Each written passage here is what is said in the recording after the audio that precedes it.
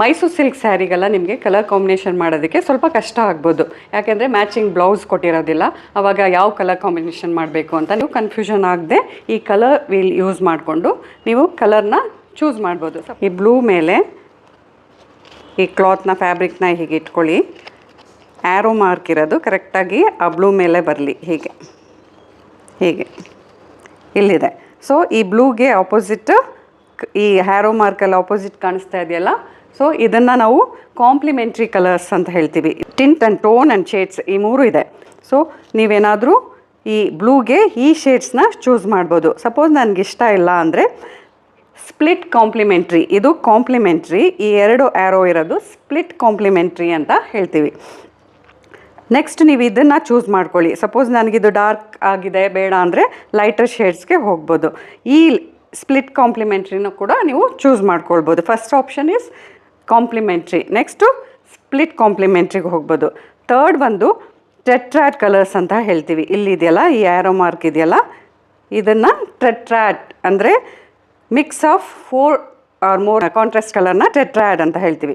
So ನಾನಿವಾಗ ಈ blue ಕಲರ್ಗೆ ಈ ರೆಡ್ನ ಕಾಂಬಿನೇಷನ್ ಕೊಡ್ತೀನಿ.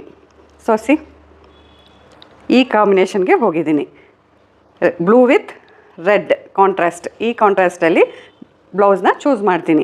ಈ ರೀತಿ ನೀವು ನಿಮ್ಮ ಕಲರ್ ಕಾಂಬಿನೇಷನ್ನ ಈ ಕಲರ್ ವೀಲ್ ಇಟ್ಕೊಂಡು ಚೂಸ್ ಮಾಡ್ಬೋದು.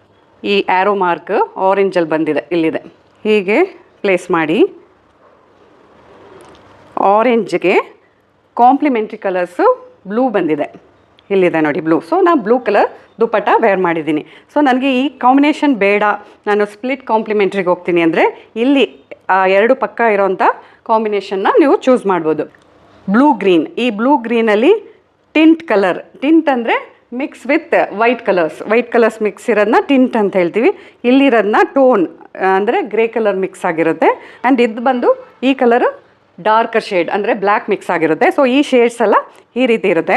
ಈ ಟೋನ್ ಯಾವ್ದು ಬೇಕು ನೀವು ಅದನ್ನು ಸೆಲೆಕ್ಟ್ ಮಾಡ್ಕೊಳ್ಬೋದು. ಬ್ಲೂ ಶೇಡ್ಸಲ್ಲಿ ನಾನು ನೆಕ್ಸ್ಟ್ ಈ ಟಿಂಟ್ ಕಲರ್ ಅಂದರೆ ಈ ಕಲರ್ ಇಲ್ಲಿದೆ ನೋಡಿ, ಆರೆಂಜ್ಗೆ ಈ ಬ್ಲೂಗೆ ಹೋಗೋದು ಬೇಡ ಅಂತ ಹೇಳಿ ನೆಕ್ಸ್ಟ್ ಬ್ಲೂ ಗ್ರೀನಲ್ಲಿ ಲೈಟ್ ಶೇಡ್ಸ್ ಅಂದರೆ ಟಿಂಟ್ ಕಲರ್, ಈ ಕಲರ್ಗೆ ನಾನು ಹೋಗಿದ್ದೀನಿ. ಈ ಥರ ನಮ್ಮ ಕಾಂಬಿನೇಷನ್ನ ನಾವು ಸೆಲೆಕ್ಟ್ ಮಾಡ್ಕೊಳ್ಬೋದು.